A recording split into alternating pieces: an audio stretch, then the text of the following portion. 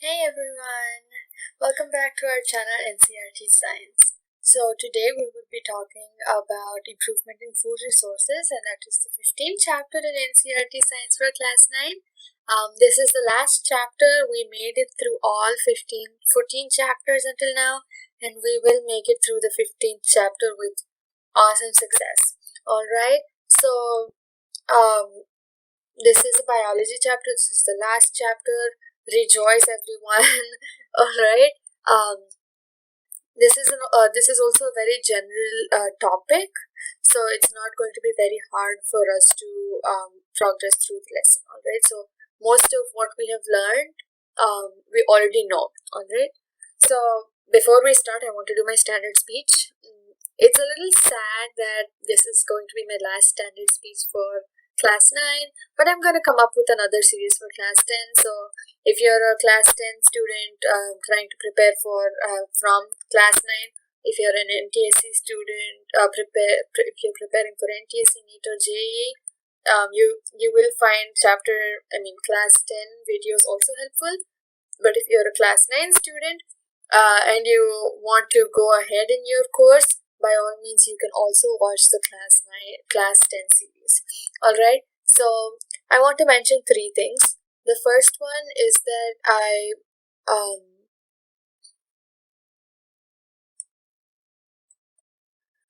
made these videos so that they'll be helpful for everyone. So these videos will be helpful for those preparing for CBSE exams, NTSE, NEET and JEE. Alright, the second thing is that I encourage you to take your own notes. I've been saying this for the past 14 chapters, and I'm saying it even in the 15th chapter. I am presenting in my own words. I have pictures of the textbook taken from the NCERT official website the textbook that I found online on their official website.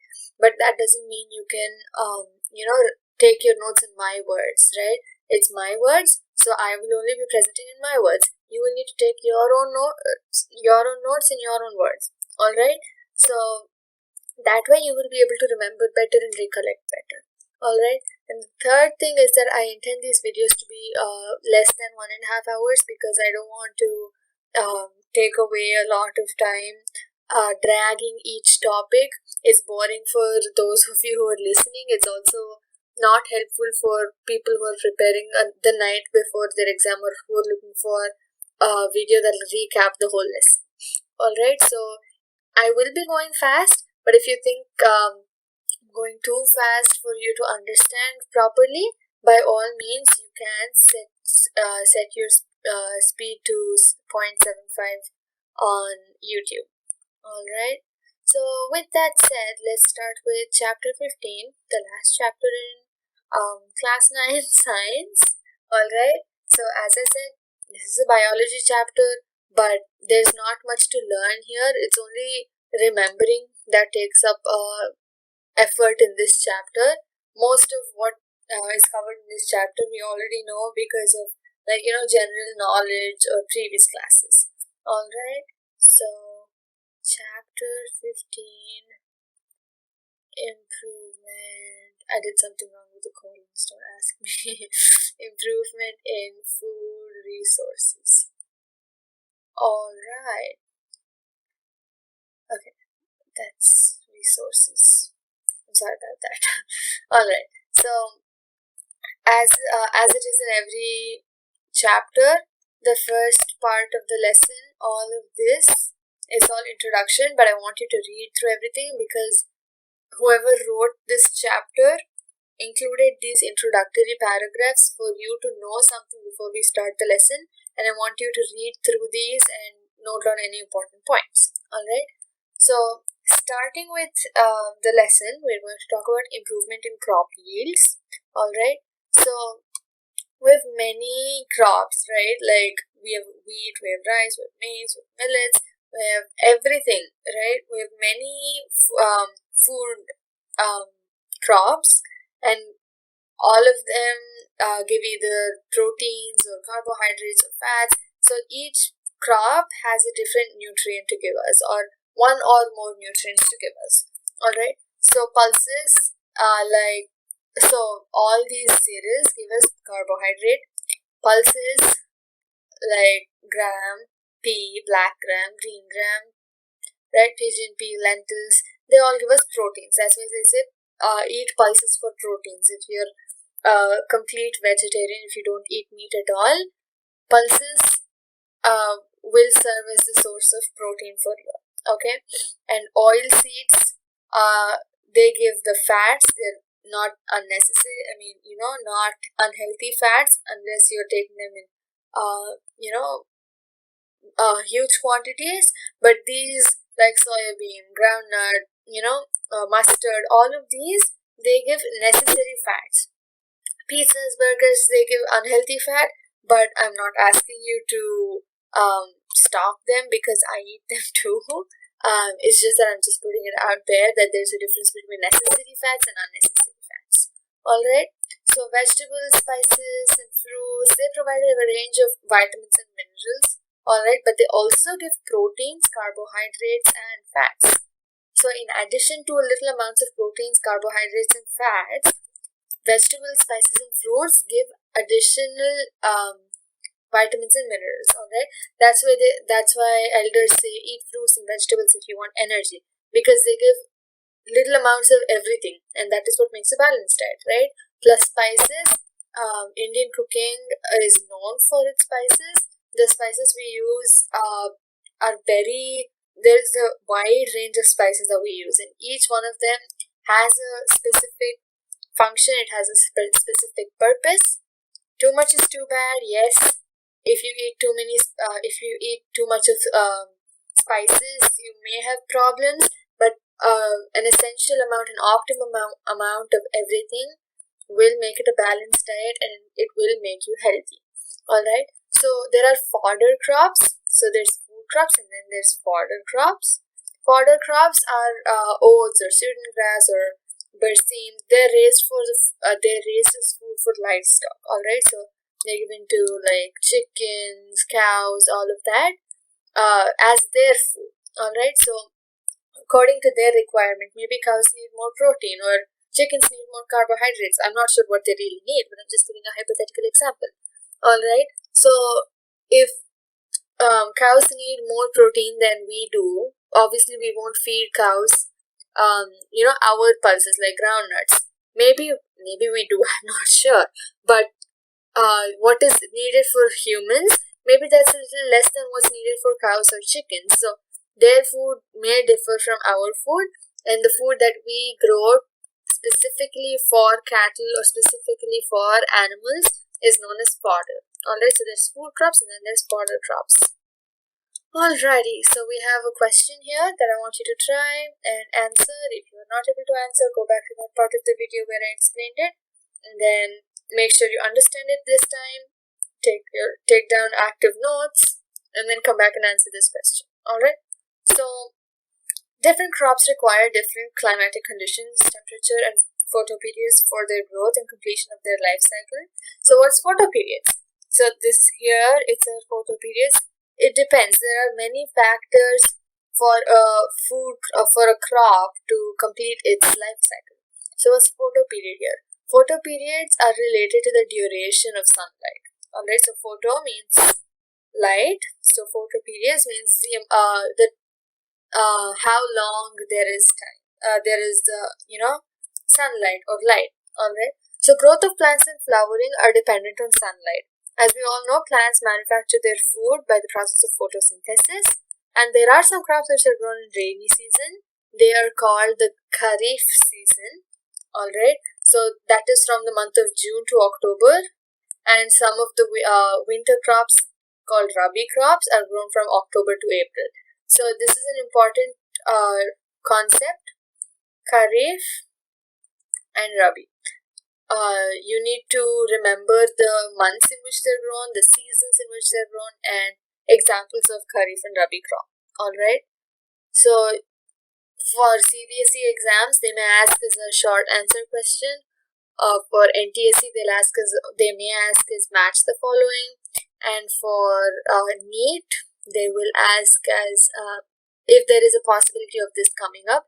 They will ask you. They'll mostly give you a match the following. They'll give you Kharif, June to October, right? And then they'll give you Rabi, winter, November to April, and then they'll give like 5 examples with mixed Kharif and Rabi crop examples, and then you have to match them.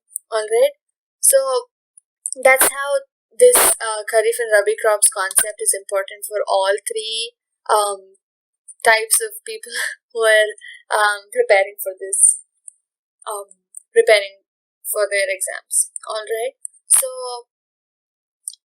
major groups of activities for improving crop yields: crop variety management, crop production management, crop protection management. So there are like 3 important steps for you to take care of.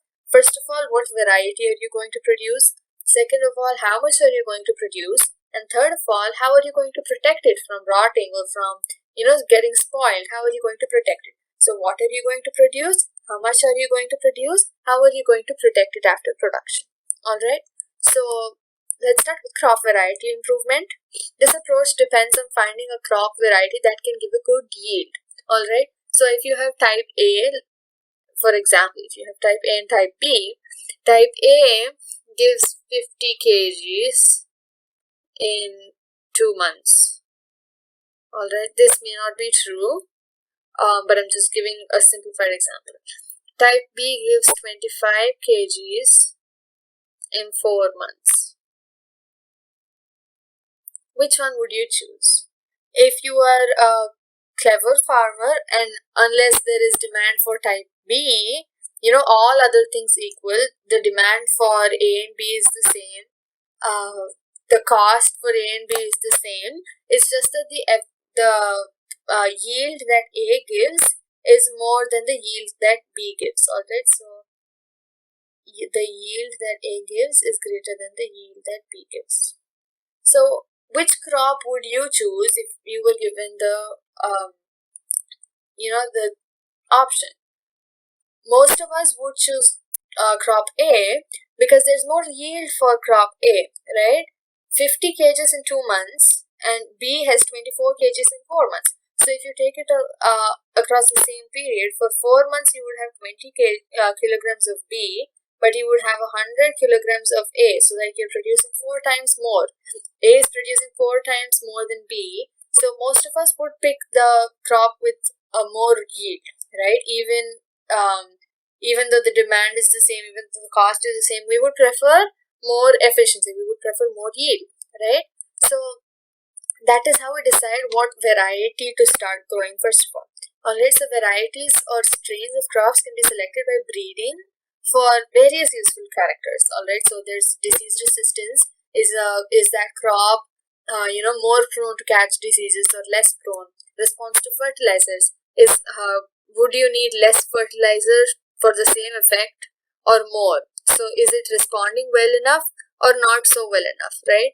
Product quality, when it is being produced, like if you take tomatoes for example, when they're being produced, when tomatoes are on the plants and they're ready to be harvested, are they nice and healthy, red and round, whatever shape they're supposed to be in, or are they drooping, are they like dying? So that is product quality.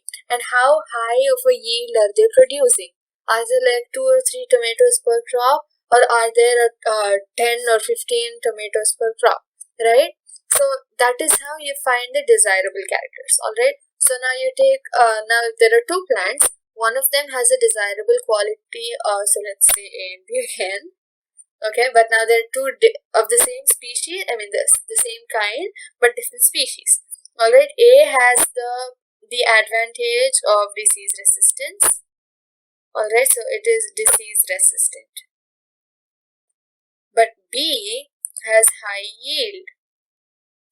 So now you're probably wondering, okay, so A is very disease resistant, so even though it produces less, more like 99% of what it produces is, we're able to sell in the market. But B, it has a high yield, but 50% of what is being produced is diseased, like it has a disease or it's spoiled. So what do we do? Which one do we produce? And that is where hybridization comes in. You cross 2 plants, that is, you take the desirable characteristics of 2 plants and you make a species C. Alright, now species C will be disease resistant and high yielding capacity. All right. So that is where hybridization comes in. So there is a species C which has the desirable characteristics from both species A and species B. Alright, so hybridization refers to the crossing between genetically dissimilar plants, alright, or genetically different plants. So the crossing may be intervarietal between different varieties, interspecific between two species of the same genus, or intergeneric between two different genera, and genera is the plural form of genus. Alright, so if you remember the classification that we did in biology previously, kingdom, phylum, class, order, genus, species, right? So that is how it goes. It's kingdom, phylum, order, family, genus, species. So you have many mnemonics to remember it. So it's kingdom, phylum, class, order, family, genus, species. So genera is the plural of genus. All right. So there are three different ways to hybridize a plant, to hybridize a crop. Intervarietal between two varieties, that is within the same species, two varieties. Interspecific within the same genus, two species. And intergeneric within the same family, two genera. All right. So another way of improving crop is by introducing a gene. So you're introducing a gene that would provide the desired characteristic. Alright, so for new varieties of crops to be accepted, it is necessary that the variety produces high yields. Alright, so farmers would need to be provided with good quality seeds of a particular variety. Right, so all those factors are important for high yield. Alright. And you may be wondering, why are we making such a huge deal out of yield? Because the population these days is increasing so much that if you are producing how much you were producing 50 years ago, we wouldn't have food. We wouldn't have enough food. All right. So you're supposed to start looking at how much you are able to produce within that same constant size of the land, without harming the nature in any way. Alright, so you're supposed to increase efficiency without decreasing the fertility of the soil or without decreasing natural helping natures. Alright, so that is how we're supposed to look at efficiency. So cultivation practices and crop yield are related to weather, soil quality, and availability of water. So in addition to how high yielding the plants are, or how disease free they are, or whatever other desirable characteristics they have, there are also the natural factors that have to be taken into consideration. Weather, soil quality, availability of water. If you're trying to produce rice in the middle of a desert, you might not have enough water to do so. The soil quality may not be good enough for rice to grow. The weather, the extreme heat and cold conditions in deserts, that is not suitable for rice. Alright, so it doesn't matter whether your rice seeds are the most high yielding in the whole world, they're the most disease resistant in the whole world. It doesn't matter, because the weather, soil quality, and availability of water, they are not good enough for the plant to grow. Alright, so if a desert is a drought condition, there are flood situations. Alright, so if you are trying to grow crops in a frequently flooded area, there's no chance of your rice crop surviving. Even though it is disease resistant, even though it is the most disease resistant, if there is a flood, it can't survive, right? So in addition to the desirable qualities and characteristics that a plant itself should have, there are also environmental and climatic conditions that have to be considered. Alright, so some of the factors to improve variety: higher yield, improved quality, biotic and abiotic resistance. So like resistance to diseases, it could be living diseases, or abiotic factors like drought, saline, how the salt water of the, salt content of the water, waterlogging, all of those are abiotic factors. If biotic factors are, insects or pests or all other diseases, abiotic factors like environmental problems also should also be resistant to such environmental problems. Change in maturity duration, shortening the duration for the crop to mature and be ready to harvest. Wider adaptability, so the ability for the crop to survive in different soil conditions. Desirable agronomic characteristics, whether it's how tall the plant should grow, whether it's how profusely the plant should branch out, or how much crop the plant should give. All those are agronomic characters. All right. So all these are supposed to be considered while you're choosing the variety of a plant. And now you have two questions that I want you to try. If you're unable to answer them, go back to the video, to that part of the video where I explained it, and then come back and solve it again once you understand it.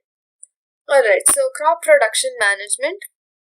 So once you select the variety, how are you going to produce it? Alright, so where are you going to produce it? How much are you going to produce? So all of this is about, so the next part of the lesson is about crop production.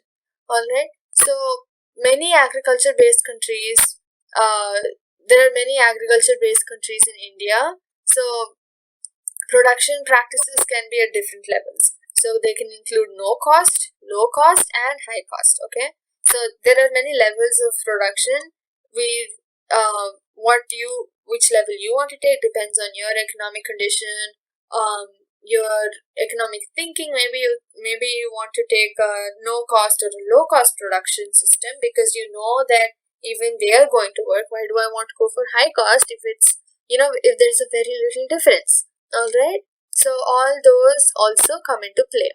So nutrient management. All right. So nutrients are supplied to plants by air, water, and soil, just as how nutrients are supplied to animals through plants, through the food that plants produce.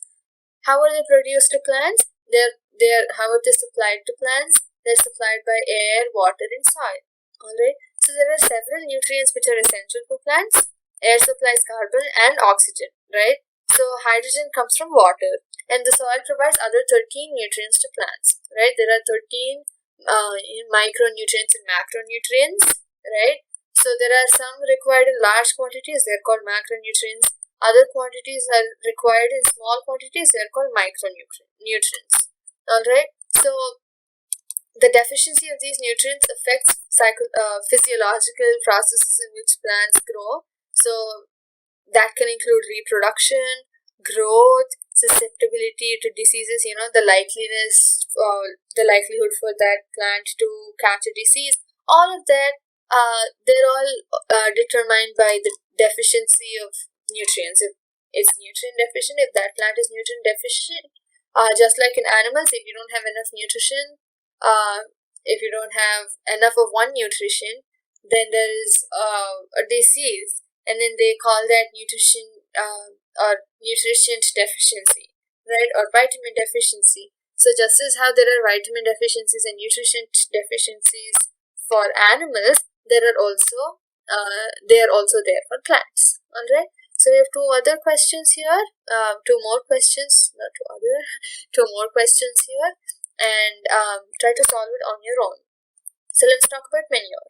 So manure contains large quantities of organic matter, and it also supplies small quantities of nutrients to the soil. So manure is a large quantity of organic matter and small quantities of nutrients. Alright, so it is prepared by the decomposition of animal excreta and plant waste. Manure helps in enriching the soil with nutrients and organic matter and increasing soil fertility. The bulk of organic matter in manure helps in improving soil structure. Alright, so all of this you're supposed to read, and I advise you to create like a table. I know that's going to come out bad, but I want you to create like a tabular form of differentiation. Put manure on one side and fertilizers on one side. Talk about how they're prepared, talk about what they produce, talk about their pros, their cons. So for manure, The pros would be they provide large quantities of organic matter, they help in drainage, they avoid waterlogging. So those are the pros of manure. Alright. But what are the cons of manure? So what are the disadvantages of manure? Right? All of those also I want you to include in that table. Alright, so like fertilizers, they supply nutrients to plants. Those are the advantages. All these are the advantages. And what are the disadvantages? So they're not they're harmful to the soil.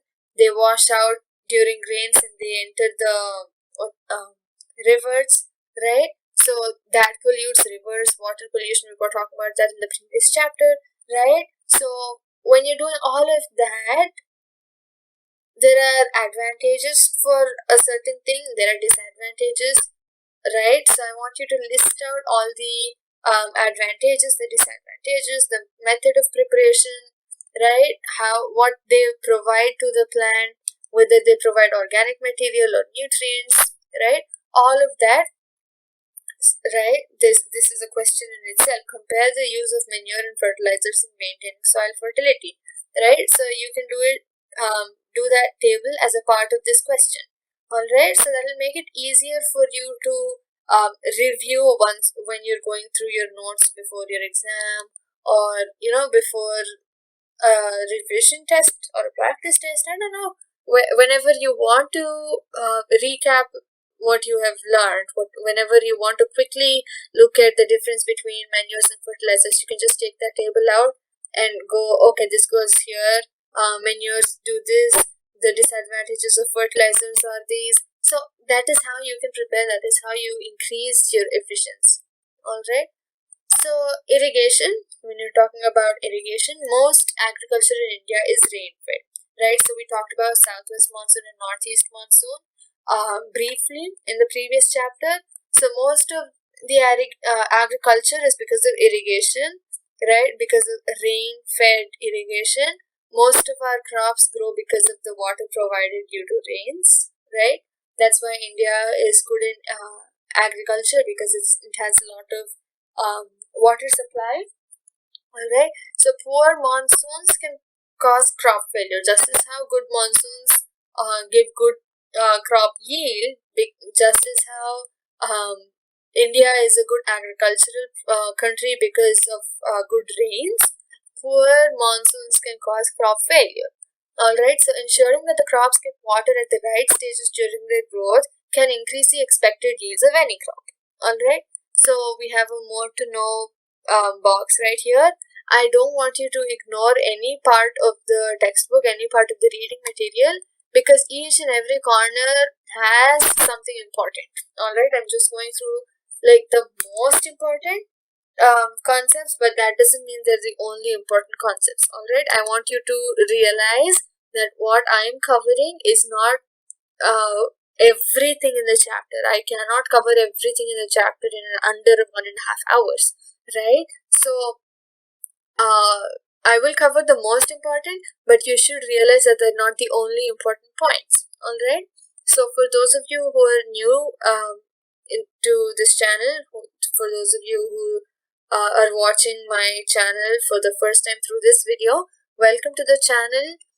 Please go back and watch the previous videos, right? Please try to watch the previous videos, because first of all, if this video is helping you, then I'm sure the other videos will also help you.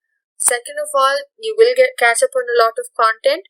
And third of all, you will have that sense of satisfaction that you completed a whole playlist, that you completed a whole course worth of videos, right? In 15 times 1.5, 22.5 hours. You just completed less than 22.5 hours. You completed the whole 9th class NCERT Science, right? So it gives you that sense of satisfaction and that happiness. So for that, go back to my previous videos and watch it. Try to take the helpful tips or helpful ways to remember it. I gave you, while I was going through each lesson, I gave you helpful tips to remember hard or difficult concepts. Always, so that's how it will be useful for you all. So there are different types of there are different sources for irrigation.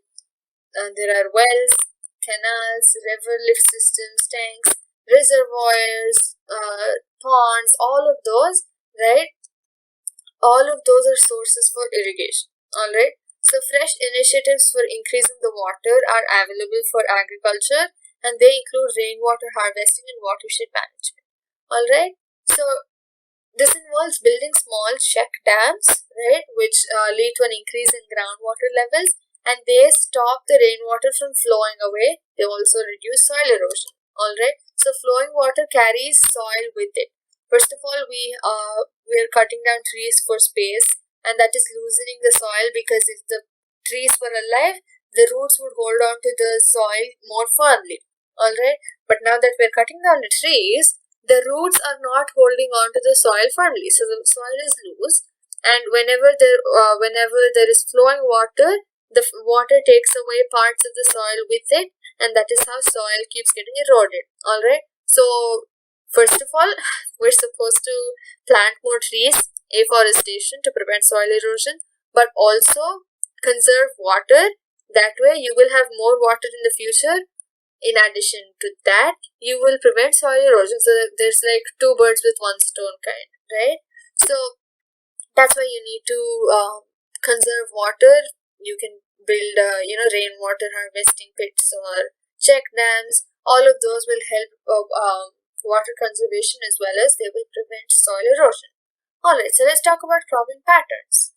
Different ways of growing crops can be used to give maximum benefit. So mixed cropping, or growing two or more crops simultaneously, is good for the fertility of the soil. Is also good for reducing risk. Maybe if one crop fails, the other crop is there for you to sell in the market, right? But then it also prevents weeds, right? So there are a few weeds that grow only that have an affinity towards one type. If there is another type right beside that, the weed won't grow throughout the land. Or if there are pests, maybe if you take this example right here, right? This is cabbage, this is grapes, and this is cabbage, right? So maybe there is a pest that is that has an affinity towards cabbage. All right, so it'll grow here, and if there is a right amount of pesticides or any other things that kills the pest, it'll die here. Or if there were no grapes here, it would have spread to the whole land and it would have come here. But because of the grapes that act as a barrier in between, the pests were not able to cross the grapes and go to the second row of cabbages here. Alright, so that is also how mixed farming, or mixed cropping, is important and helpful. So depending upon the duration, crop rotation is done for different crop combinations. The availability of moisture and irrigation facilities decide the choice of the crop to be cultivated after one harvest. Alright, so let's talk about crop protection. We talked about production, we talked about variety, we talked about production. Let's talk about protection now. So field crops are infested by a large number of weeds, insect pests, and diseases. So if you have a garden, even if you have a small garden in your balcony, or in your front yard or backyard or whatever, even if you have a small garden, you know how problematic weeds are, right? They keep popping up for no reason. No matter how frequently you remove the weeds, they keep growing back again, right? So if you're facing so much difficulty on such a small garden, imagine how big of a problem it would be for farmers who are growing it on huge lands, right? So weeds are unwanted plants, right? The simple definition for weeds are that they are unwanted plants. They can be the most useful plants ever, but if you don't want it in your garden, that will be considered a weed. Alright, so undesirable plants are weeds. If you don't desire a plant in your garden, it's undesirable. So that's how it's a weed. Alright, so there are many examples of common weeds, right? There's the parthenium, there's the there are many other weeds. If in some cases grass is considered a weed, right? So they compete for food, space, and light. So they don't let the desired plants grow, and instead they compete with the desired plants for food, space, and light. All right. So weeds are they can be considered pests, but they're not exactly living insects that are eating away at your crops, right? So weeds are just like one obstacle towards you having a good harvest. Alright. So removal of weeds from cultivated fields during the early stages is essential for a good harvest. There's no point in letting the weeds grow along with the crop, and then the crop having less nutrients in it, and the crop becoming less becoming immunosuppressed and being prone to diseases. There's no point in doing all of that and then starting to weeding your crop or weeding your land during the early stages of your crop is important and essential. It's also very helpful. Alright, so generally insect pests attack the plants in three ways. They cut the root, they cut the root, stem, and leaf. They suck the cell sap from various parts of the plant, and they bore into the stem and fruits. Alright, so as I was going through, you probably had an experience with one or more of these three types, and you might have thought, oh, that's what that pest did, during that one summer, right? So there are many ways for a pest to attack a plant. The three types I just listed are not the only three types, but we don't want to talk about every single way that a pest attacks a plant, right? We're not doing botany here, we're just doing biology in class and NCERT Science.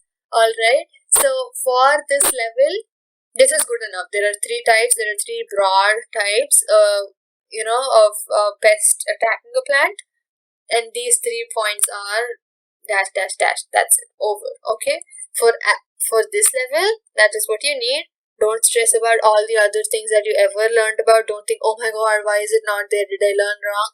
If you're confident that it's right, and if you know that it's right, it probably is right. Alright, so if you're not sure whether it's right or not, Google it, or refer to another book or a person, or your teacher or an elder.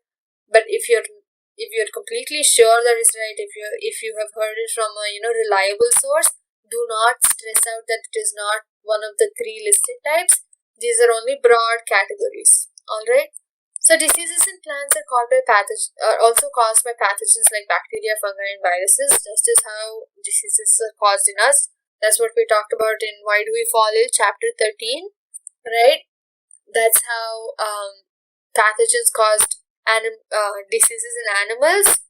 Just as how they cause diseases in animals, they also cause diseases in plants. Alright? So they can be present in and transmitted through the soil, water, and air. So for us, it was food, water, and air. But what is the source of food for plants? Soil, right? So that is how they're transmitted through soil, water, and air. Alright, so commonly used methods of preventing, protecting crops is the use of pesticides, herbicides, insecticides, and fungicides. Alright, so these chemicals are sprayed on crop plants, or they're used for treating seeds in soil, but excessive use of these chemicals creates problems. They can be poisonous to the environment, they can kill the plant itself. Sometimes they can cause adverse effects on the animals that take that they eat the food, they eat the plants, or they directly or indirectly, it doesn't matter. If a herbivore eats the plant, if a herbivore eats a plant which is heavily sprayed with pesticides, that herbicide is infected. But before it can show any effect, maybe a carnivore, like even animals or even humans, when we buy that, when we kill that animal, that specific herbivore that ate that infected plant, and we eat it, we are also being infected with that pesticide or herbicide that also causes diseases to us. Alright. So weed control methods also include mechanical removal. Alright. So proper seed bed preparation, timely sowing of crops, intercropping, crop rotation, all of these help in weed control. Alright, so using resistant varieties, summer plowing. Alright, so these are ways in which you can prevent pests. Alright, so you have one question here that has 3 parts that I want you to try, and we have 2 activities. Ooh. So that's the first activity. We haven't had an activity in a long time. Alright, so let's talk about the storage of grains. So it's good that you chose which variety to produce. You produced a high yield of that crop. You protected it against diseases, but storing it before you sell it in the market, or storing it before you cook it and consume it yourself, that is also important. You can't just throw it somewhere and expect it to be new and fresh, right? So storage also plays an important role. Storage losses can be very high. Factors responsible for such losses are biotic and abiotic. So biotic factors like insects, rodents, fungi, mites, and bacteria, they're all biotic factors. Abiotic factors are inappropriate moistures, inappropriate temperatures, right? Those are abiotic factors. These factors cause degradation in quality, loss in weight, poor germinability, discoloration of produce, and they all lead to poor marketability. These factors can be controlled by proper treatment and by systematic management of warehouses. Preventive and control measures are used before grains are stored for further use. Alright, so strict cleaning, proper drying, right, fumigation that kill the pests, all of that is done before the grain come to the storage place, before they're stored. Alright, now I see 2 questions here that I want you to answer. Alright, and let's move on and talk about animal husbandry. Alright, so until now we were talking about plants. That's over. Very nice. Awesome.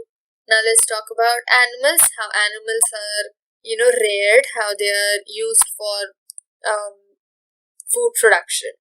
Alright, so the scientific management of animal livestock is called animal husbandry. That includes various aspects such as feeding,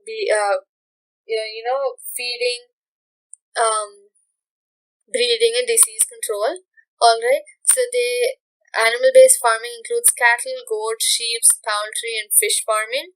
And as the population increases, as population increases, living standards increase. So the demand for milk, eggs, and all, the commodities also goes up. So the need for such products also increases. Alright, so that's how it's a cycle. It's like this chain. Population increases, demand for food increases. Living standard increases, so demand for commodities increases. So the need for producing those commodities also increases. So the living standards of those should increase. The cattle should increase. Stuff like that. Alright, so that's like a chain. Alright. So let's talk about cattle farming first. Alright, so cattle husbandry is done for 2 purposes: milk and draught labor. Alright, so milk is just milk, right? You need it for, it has a variety of uses. Milk can be used for making tea, it can be used for eating your cereal, it can be used for curd, it can be used for, religious purposes. All of those are uses of milk. That's different. What is draught labor? Draught labor is the actual physical labor that has to be done, like tilling, irrigation, carting, all of that. So, oxes plow, an ox or cows, they plow the fields, right? So, if you're talking old-fashioned, old school methods, there are 2 cows, they have a plow on top of them, and the farmer walks them through his field or through his land, right? That is how labor is used. That's how cattle is used for labor. Alright, so milk production can be increased by increasing the lactation period. There are exotic breeds and foreign breeds, right? They're selected for long lactation periods. And then there are local breeds like Red Sindhi, Sahiwal. They show excellent resistance to diseases. Alright, so they can be crossbred to get animals with both the desired qualities. So just like how I was talking about plant A and plant B being crossed to produce plant C, which is disease resistant and high yield, having a high yield, yielding capacity, that same crossing or hybridization can also be used in cattle and other animals. Alright, so the two can be crossbred to get animals with both desired qualities. In this, it is important to remember the different foreign breeds and the different local breeds. Alright, not only in cattle farming, throughout the animal husbandry, concept, even for poultry, there are different variety. There are different breeds for roosters, hens, right? All of those you need to remember them. Alright, so there is one question here that I want you to try, and then we have an activity here. That sounds fun. You can do it once COVID reduces, if you're still listening to it while COVID is rampant, which is 2021 August. But this is fun because visiting a livestock farm sounds fun, right? So this is an activity that we can do safely once COVID is reduced. Alright, so proper cleaning and shelter facilities for cows and buffaloes are also required for humane farming, right? For the health of animals and for the production of clean milk as well. Alright, so all those are important: proper cleaning, shelter facilities, humane treatment, right? You can't whip the animals every single day, every single minute of their lives, and expect quality produce. First of all, it's inhumane to do it. Even though, first of all, it's wrong, alright, to harm animals. It's just wrong. You're not supposed to do it. But second of all, if you don't care that much about animals, and when I say you, I'm not talking directly to you, I'm just talking about people who do treat animals in ill-mannered way. First of all, you're not supposed to do it. Even though you don't want to do it, you don't care, it's not going to help the produce, it's not going to help the quality of what is being produced. Alright, so that's why you're never supposed to harm animals. Animals have their own life, right? So just as how we hate being hurt, animals also hate being hurt. Just because they can't speak up and they can't, yell at us, it doesn't mean we can do anything. It doesn't mean we are the dominant creatures, right? It's just that we can communicate. They can communicate in their own way, but that doesn't, just because we have methods to control them, it doesn't mean we have to control them. Alright? So, gist of the story, do not harm animals, ever. Alright? So they should be sheltered under well-ventilated roofed sheds that protect them from the rain, heat or cold. So they should be treated humanely, alright? They should be treated how you would like to be treated if you were, captured and tied to a wood stick or a log, or if you were, trapped inside of a shed for your whole life. How would you like to be treated? Treat animals like that. Alright? So the two types of food requirements are maintenance requirement and milk producing requirement. So maintenance requirement is the food that is required to support the animal to have a healthy life. Alright? And milk producing requirement is the type of food required during the lactation period. Alright? So animal feed includes roughage, which is largely fiber, and then concentrates, which are low in fiber. Alright? And they contain relatively high levels of proteins and other nutrients. That's why in the beginning of the lesson, when I was talking about fodder and food crops, I said cattle may need a lot more protein than we do, right? So they, in this case, they would need concentrates, which has less fiber, but very high levels of proteins and other nutrients. Alright? So cattle need balanced rations containing all nutrients in proportionate amounts. Besides such nutritious food materials, certain feed additives contain micronutrients, and they, promote the health and the milk output of dairy animals. So cattle suffer from a number of diseases as well, and these diseases, besides causing death, reduce milk production. So a healthy animal feeds regularly and has a normal posture. The parasites of cattle may be both external or internal parasites, or they could be both. External parasites live on the skin and they mainly cause skin diseases. So So and then internal parasites like worms, they affect the stomach and the intestine, and liver and flukes damage the liver. Infectious diseases are also caused by bacteria and viruses. Vaccinations are given to farm animals against major viral and bacterial diseases. So it's exactly the same. How pathogens cause diseases in humans, they cause diseases in animals. How vaccinations protect us, they protect animals. How external parasites cause skin diseases to us, mostly fungal diseases. They cause fungal diseases to animals as well. There are liver flukes for animals as well. There are stomach worms and intestine bugs for animals as well, right? So it's exactly the same. Even the treatment methods are the same. It's just that animals cannot take their own little tablet capsules out of their medicine drawer and take a glass of water and consume the medicine, right? They cannot do that. So that is where we start. Our role comes in. We should care for them. All right. So let's talk about poultry farming. Poultry farming is undertaken to raise domestic fowl for egg production and chicken for meat. Alright, so improved poultry breeds are developed and farmed to produce layers for eggs and broilers for meat. So layers, this is an important and commonly confused concept. Layers are for eggs, broilers are for meat. Alright, fix this in your head. I had a lot of trouble remembering this. If you are a frequent meat eater, maybe you don't have any trouble recognizing that broilers are meat. Broilers give meat, but I had a difficult time remembering it, and I messed up in many exams, right? So this is an important differentiation that you have to keep in mind.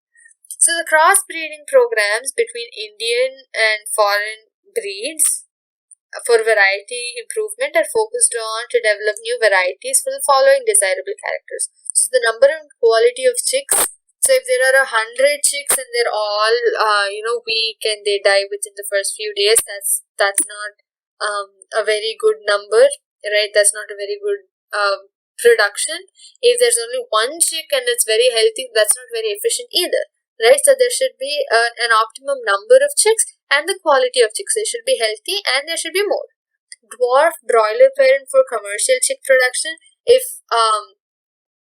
there is commercial chick production, the broiler parent can be dwarf. Summer adaptation or capacity, or the tolerance to high temperature.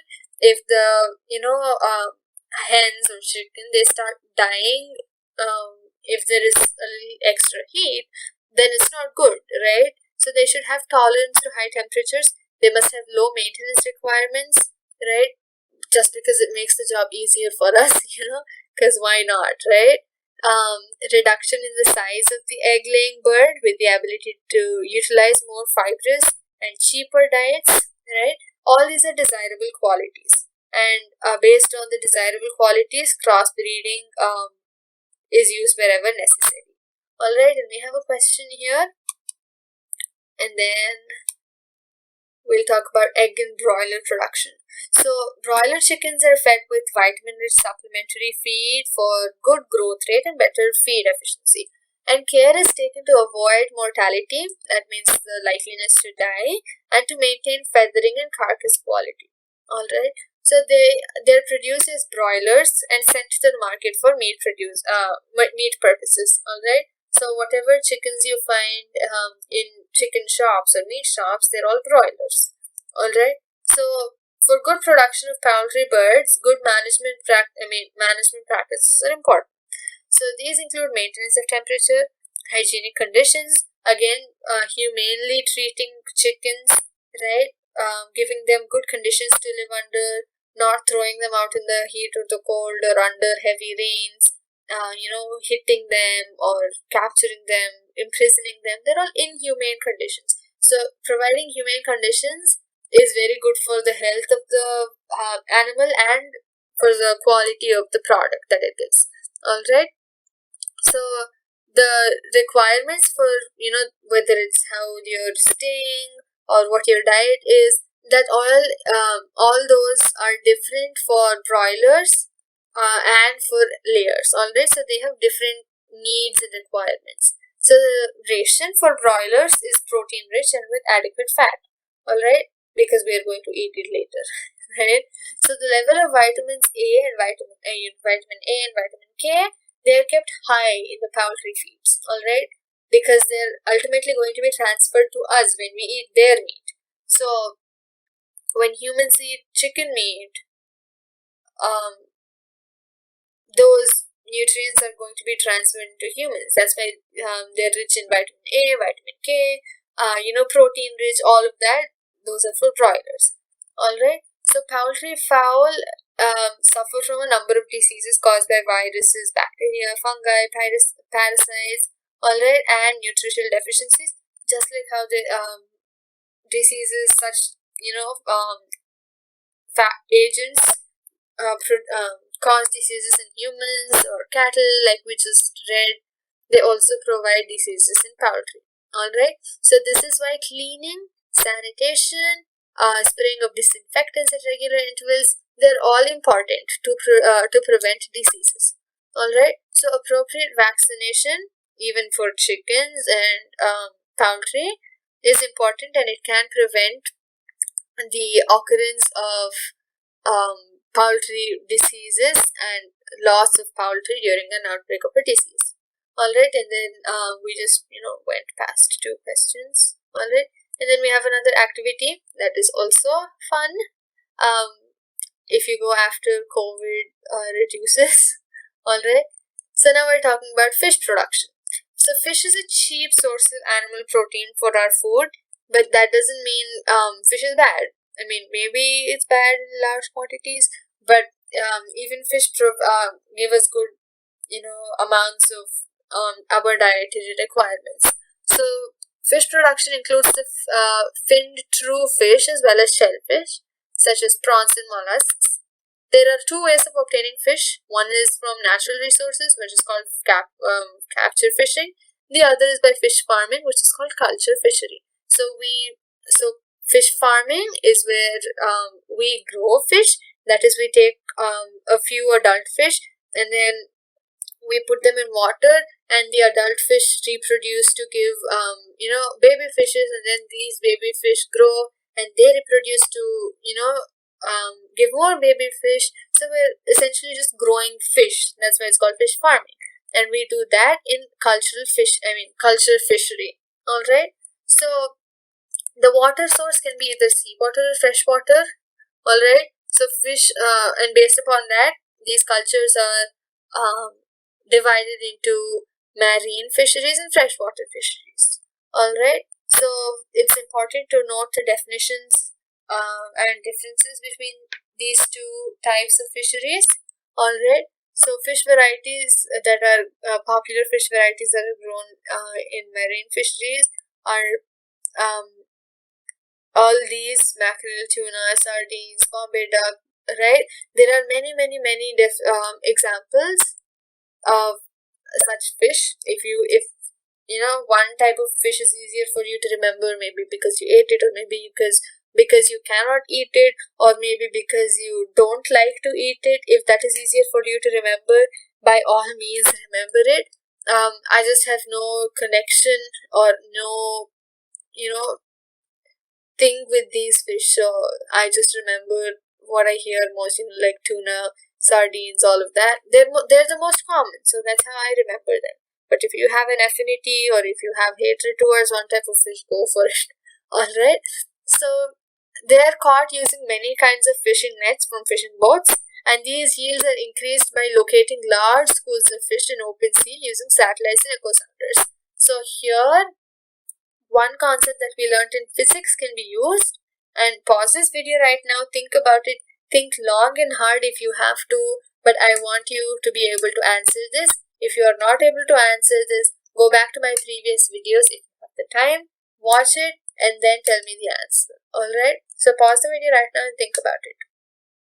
Alright, so if you said sonar, give yourself a high five, give yourself a pat on the back, whatever. You are amazing, because we covered this in chapter 8 or 9, even I don't remember, maybe 12 in this in sound chapter, and we talked about how to locate fish schools in open seas using sonar, right? So that is how sonar is used to locate fish, schools of fish. All right. So some marine fish of high economic value are also found in seawater, and like pearl spots, shellfish like prawns, all mussels, oysters, they're all you know cultivated, right? And seaweed, all right. So they're all farmed in seawater, all right.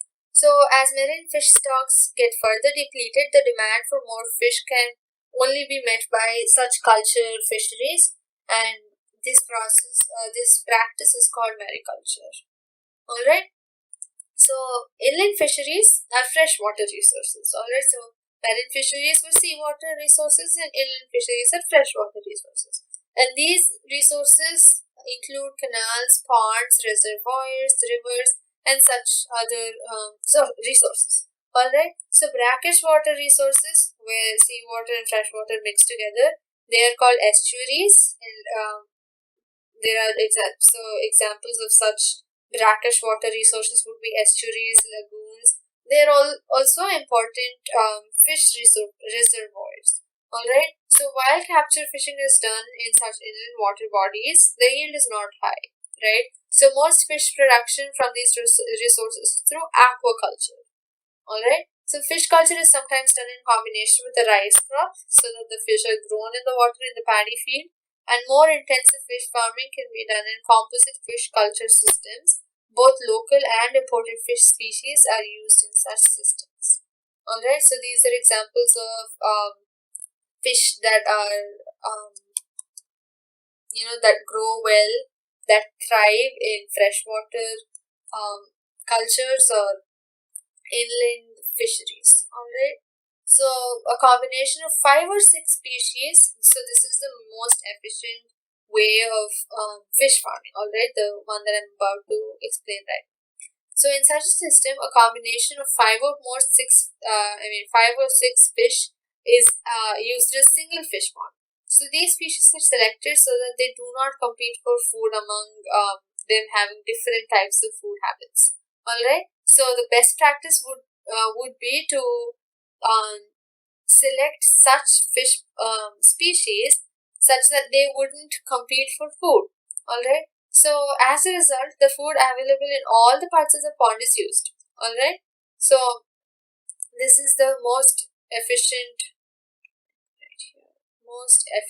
method. Alright, so let's talk about how this method is the most efficient.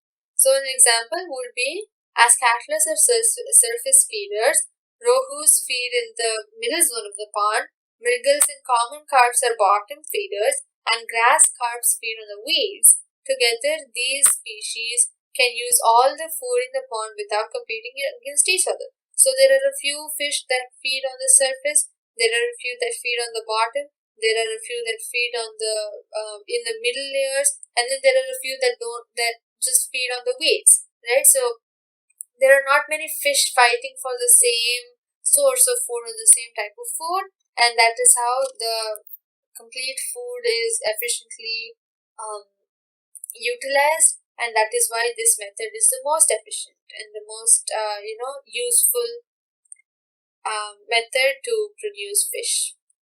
One problem with such composite fish culture, however, is that many of these fish breed only during monsoon. So even if fish seed is collected from the wild, it can be mixed with that of other species as well. So a major problem in fish farming is the lack of availability of good quality seed. Alright, to overcome this problem, ways have now been worked out to breed the fish in ponds using hormonal stimulation. Alright, so the supply of pure fish seed is in desired quantities is produced because of the the introduction of hormones into the fish, even when it's not time for them to breed. Alright, so we have 2 questions here that I want you to try, and then there is an activity which also is fun. When you're visiting something, is always fun, right?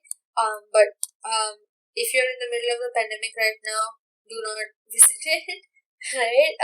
Wait for the pandemic to reduce and then go visit.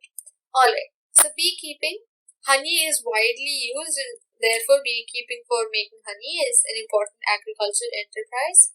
So since beekeeping needs lower investments, farmers use it as an additional income generating activity. So in addition to producing crops, or in addition to maintaining cattle, or in addition to fish farming, right, or in addition to poultry farming, they also use beekeeping because they don't need high levels of investment, and honey is a product that never, the demand for it never goes down, because honey is helpful in many ways. It has many medicinal values. It has that one, the one qualification that it is good for weight loss, right? So it has a lot of demand and the investment is low. So, with all other factors equal and all of that, farmers, they have this, how can I say, I can't place the word. They have this preference. They have a preference for beekeeping because it's efficient for them. Alright? So, in addition to honey is not the only product that's formed because of beekeeping. The beehives are a source of wax, and these are also used in various medicinal preparations. Alright? So, the local varieties of bees are used for commercial honey production. They are the Apis cerana indica. They're commonly known as the Indian bee, Apis dorsata, the rock bee, and Apis florea, the little bee. Alright, so Apis mellifera is an Italian bee variety which has been brought in to increase the yield of honey. But one warning here is that the Apis mellifera is known to be very violent. Alright. So this is the variety commonly used for commercial honey productions. Apis mellifera is commonly used for commercial production. They have high honey collection capacity. They sting somewhat less, so they're not very violent. They stay in a given beehive for long periods, and they breed very well. So Apis mellifera is an optimum. It's a calm, but it's a calm species. I mean, it's not completely calm. It's not like non-violent calm, but they sting somewhat less. Alright, the others are known to be violent.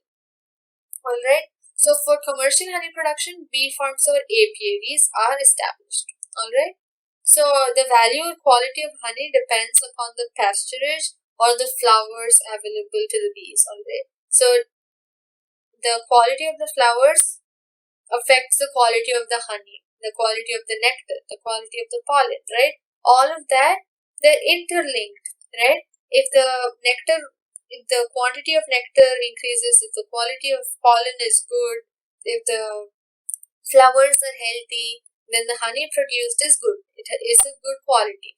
But if the flowers are, dying, or if they're weak, or if they're not so healthy, then their nectar is not good, their pollen is not good, and as a result, the honey is not so good. Alright? So, in addition to adequate quantity of pasturage, the kind of flowers available will also determine the taste of the honey. Alright? So that's how different factors are important for beekeeping. So one takeaway, a key takeaway that you have in this chapter is that there is not one way of production in which there is only one factor that is important. For a product to be good quality wise, quantity wise, to be efficient, there are many factors that come into play, whether that's the biotic factors like its disease resistance or its high productivity, or whether it's abiotic factors like vectors, disease causing agents, or climatic conditions, or environmental factors. All of those, irrespective of whether it's biotic or abiotic, all of them play an important role in the production of these, whatever you're producing, whether it's crops or cattle, milk or meat, through poultry farming, or fish meat or honey. all of those, each of them have various factors behind them. They're like working behind the scenes, just like how there are, various producers, directors, actors, makeup men, all of those to produce a good movie. And I know this is a very, cliche, very commonly used example, but I can't help mentioning it. Just as how there are so many people behind a good movie, there are many factors behind behind the good quality of production of any food source for us. All right. So that's like the key takeaway from this chapter here. And then we have two questions in the end. So one thing I want to mention after all 15 chapters is that these questions have the answers is somewhere in the textbook, whether they're directly present or they're indirectly present. I don't know, you don't know until you read the question, you read the chapter, but there are a few in which there are a few questions where the answers are hidden somewhere, and for such questions, I hope my explanation brought them up to the surface for you to easily locate them and identify them as the answers for these questions. Alright, that's why I keep saying if you're not able to answer these questions, go back to that part of the video where I explained it. Because sometimes, and I hope most times, my explanation will help bring out those hidden, latent answers, so to speak. Alright, so now we have the what you have learned points that are helpful for you the day to prepare or to revise the day of your exam or the night before your exam. Alright, and now we have the exercises that I recommend you try once you're confident with the chapter, once you are sure that you know the concept pretty well. Alright, and now it's time for our points to recap. Alright, so we started with introduction of the chapter. We talked about the improvement in food resources, right? How the need for improvement also we talked about because of the increasing population. We talked about crop variety, production, and protection management. We talked about nutrient fertilizers. We talked about manures and fertilizers. We talked about the differences. I want to confuse people into thinking that this is the text and not my handwriting here. That's why I choose to write with the same ink that I have the points to recap it. Alright, so the differences in a tabular format that I wanted you to write. Alright, I hope you wrote it because it's very important and it's helpful to you. Alright, we talked about irrigation, we talked about cropping patterns, alright, and then we talked about animal husbandry, we talked about cattle, we talked about poultry, right, the different types of poultry, whether they're layers or broilers for laying eggs or for meat, right, so these are the layers for eggs and the broilers for meat, right? And then we talked about fish, and we talked about beekeeping, and I just scrolled through the page of exercises. And with that, we finished this chapter, and with the chapter, we finish the NCERT Class 9 series, right? I'm very happy that we finished it. Congratulations, you guys, on finishing this series, on finishing the course, on successfully finishing the course, right? I hope you do well in your exams. I hope this video helped you understand the concept better, right? Don't forget that you can do this. Have a great rest of your day. Do not forget to like and share this video. Subscribe to our channel because we still have the 10th class series coming up, right? Alright, so with that, I'm very happy that we finished this. I'm happy that I finished this whole series. I'm happy I could help you. Alright, have a great rest of your day. You can do this. Rock your exam. All the very best. Bye-bye.